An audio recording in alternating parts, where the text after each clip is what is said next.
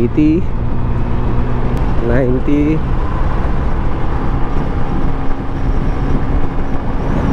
Bah, bah, bah, bah, bah. Oh, mag 100 na. Oh, nag-iinit na. Ah, 100 na oh.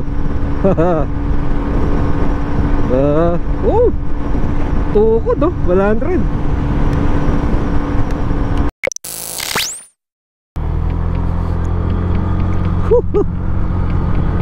Oh yeah. Good morning mga ka-two-wheels. Welcome sa ating channel. Ako nga pala si Nads, and nakasakay na naman tayo sa isang scooter. Sarap gakit. Ang sarap paglaruan. Siguro kaya ang pangalan nito Honda Beat Playful. Sarap oh. Napakagaan. So samahan nyo akong i-review ang isa sa pinagmamalaki ng Honda pagdating sa scooter. Ito, Honda Beat Playful.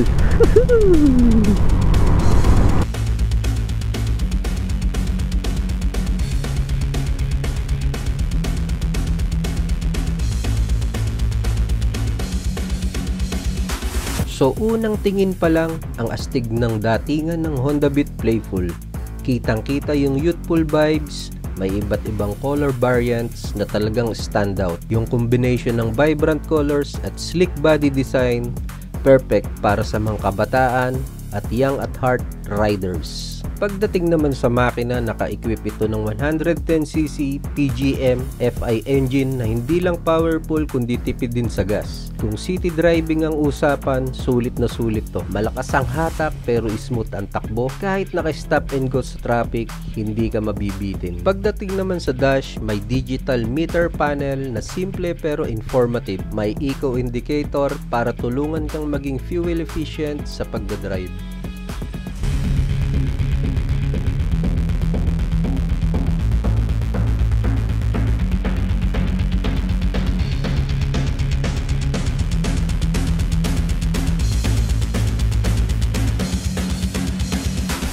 So bago natin i-test ride ang napaka-cute na scooter na to, so tingnan muna natin ang kanyang pasikot-sikot dito. So super basic. Dito sa kaliwa, high and low, tapos busina. Oh, busina na ito.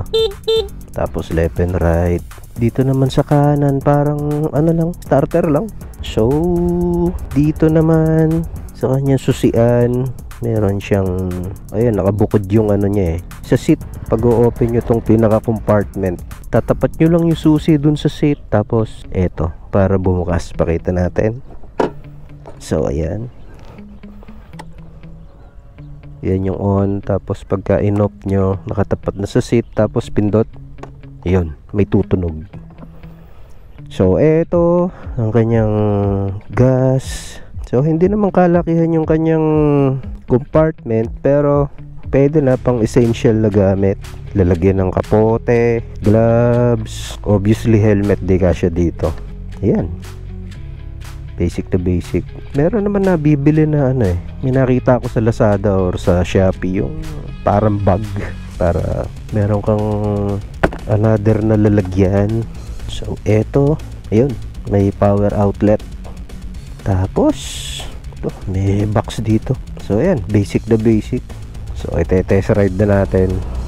Ang seat height nito guys, 740mm. So mababa siya. Kayang-kaya na mga, sabihin na natin, hindi pinagkalooban ng height. Pero napansin ko dito sa scooter na to, tignan nyo yung tuhod ko, nakataas. Masyadong maano yung pinaka board niya na to. Hindi gaya ng ibang scooter na medyo mababa. Ito, pagsampa nyo, talagang ramdam na ramdam nyo na nakataas yung tuhod nyo.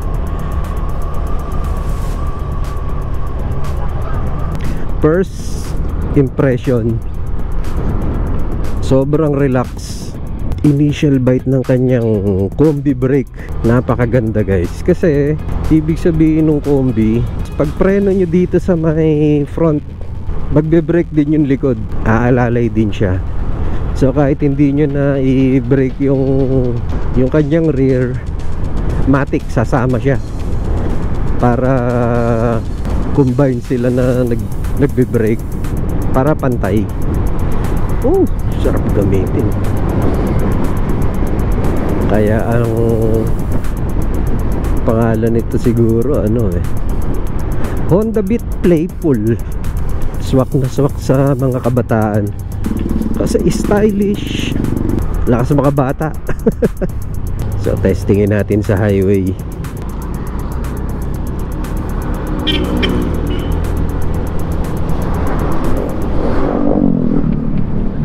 Pagdating sa traffic, walang problema dito kasi magaan, aggressive yung kanyang manobela. Yan umilaw na kanina yung yung eco. Yun, umiilaw. Sobrang tipid pagdating sa gas ng motor na to. So eto, hindi ganon kalambot ang kanyang suspension, pero hindi rin ganon katigas. Sakto lang. Siguro kung mapapalitan mo to ng upuan na maganda-ganda yung foam, pwede na.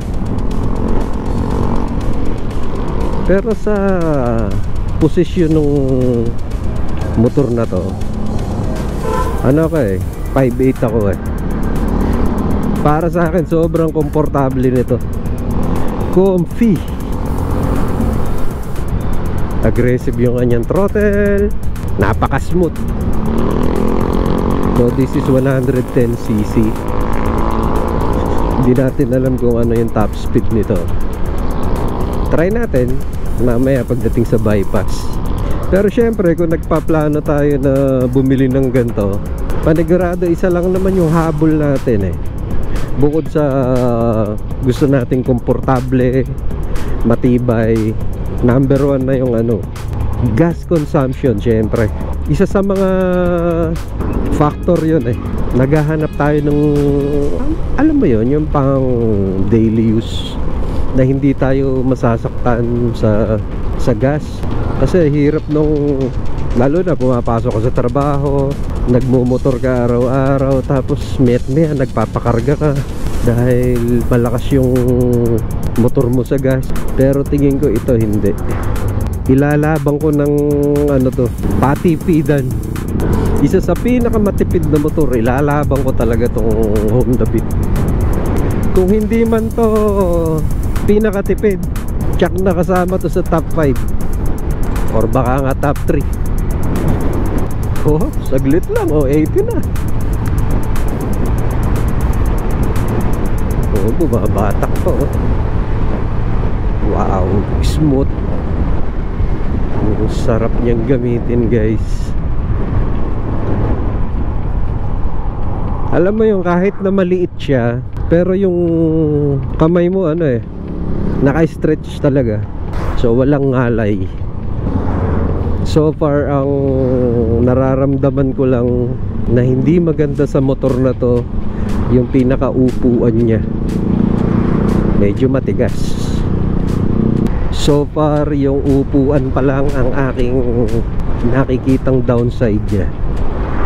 Siguro kung sa akin to, maghahanap ako ng kahit siguro foam or baka mismong upuan baka palitan ko na. Maghahanap ako ng aftermarket na malambot. Medyo matigas talaga Alam mo yung relax nga ang upo mo, pero yung mismong inuupuan mo matigas. Relax yung katawan mo pero masakit yung pet mo. Walang problema to sa traffic. Ang dali niya isingit. Pwede kang maglipat-lipat Alam ka problema, napakagaan pa.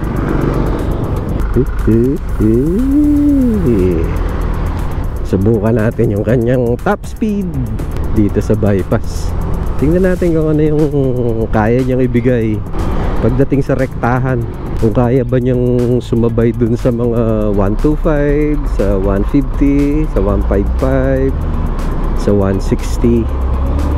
Syempre Honda to given na yung reliable tsaka matibay talaga.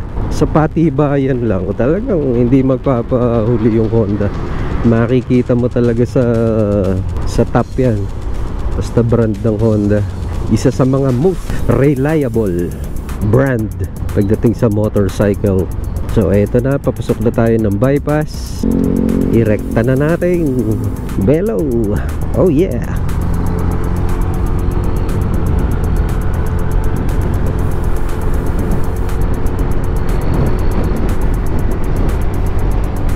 $60, $70, $80. Kaso pagka medyo mabilis talagang pumapagpag na siya eh. So sagad na yung throttle natin, no? Wala na ibibigay. 90.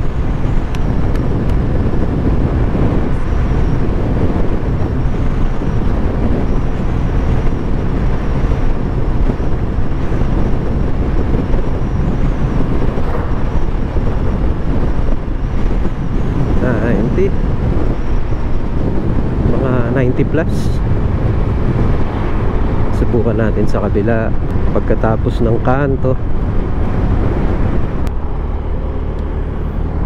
Isa pa. Isa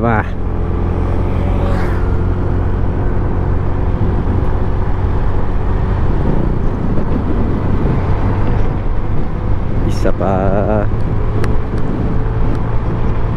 80.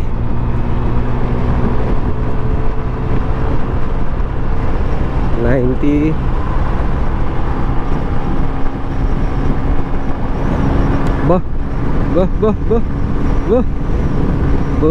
Baga 100 na. Oh, nag-iinit na. 100 na.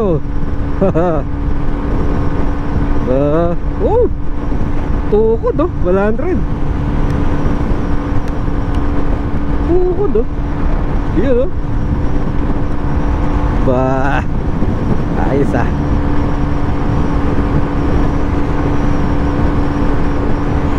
Top speed 100.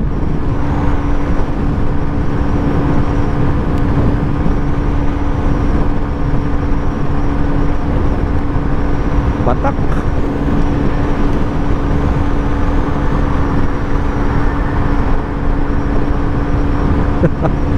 On the beat, playful. Ay, laki na truck. Masakit yan.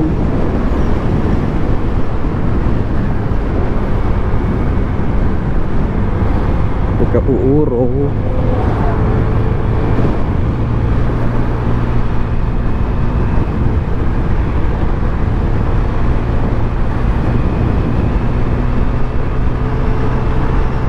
Kaya pala playful, mapapalaro ka pala dito. Pero pwedeng na to guys. Kung naghahanap ka ng bagong magiging service mo pang trabaho o kung saan man na yung gagamitin mo yung motor sa araw-araw, pwede to.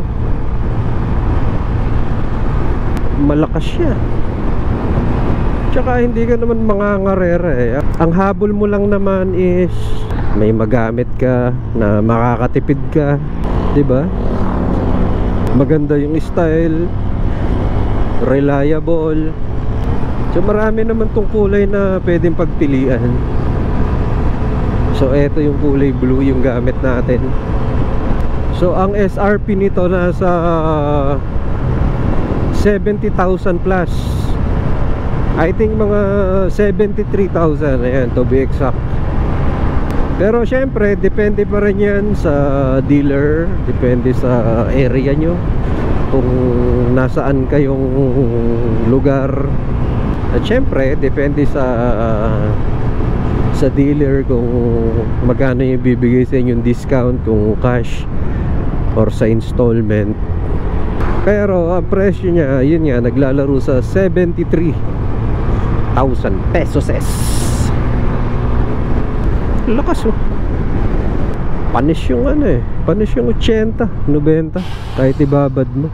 Pag maganda yung stretch ng daan, tapos walang masyadong hangin, kayang-kaya 100 100 kph na takbuhan. So kung mahilig ka mag long ride, pwede rin to. Pwede kang sumabay sa mga naka 155, naka 160. Pwede ka sumabay. Huwag ka lang makikipagkarera kasi maiiwan ka talaga dun. 110 lang tayo.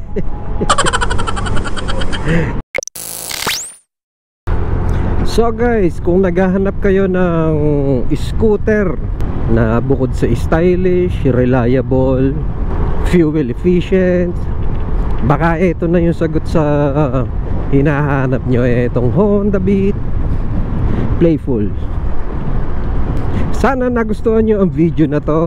Don't forget to subscribe guys, and click the notification bell para updated kayo sa mga susunod na content natin.